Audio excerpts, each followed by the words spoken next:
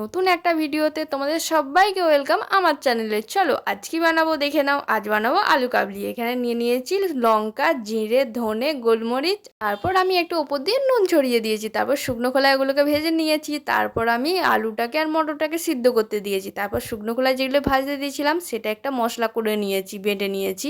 তারপর আমি আলুটাকে যে যেরকমভাবে কেটে নিতে পারো, আমি আমার মতো করে কেটে নিচ্ছি আলুটাকে। যা যা লাগবে শসা কুচি, গাজর কুচি, মটর, ছোলা, বাদাম, তার পেঁয়াজ, লঙ্কা, টমেটো, তারপর গুঁড়ো মশলাটাকেও নিয়ে নিয়েছি। যা যা লাগবে সব আমি এখানে কেটে রেডি করে নিয়েছি।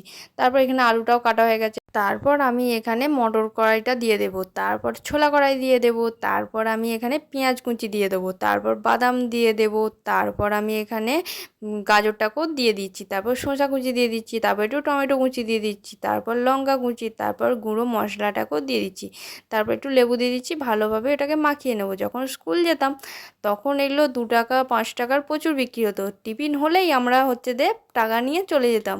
একটা কাকু প্রতিদিন বিক্রি করতে আসতো, খেতাম। তারপর এখানে তেঁতুলের পাল্সটাও করে রেখেছিলাম, দিয়ে দিচ্ছি। তারপর আমি ভালোভাবে মাখিয়ে নিয়েছি। বাড়িতে করার মজাটাই আলাদা, সব কিছু বেশি বেশি দেওয়া হবে। দোকানে কিনতে গেলে আলুটাই বেশি থাকে। আর আলু কাবলি রেডি। আমি ঝটপট খেয়ে নিই। তোমরা চ্যানেলটাকে সাবস্ক্রাইব করে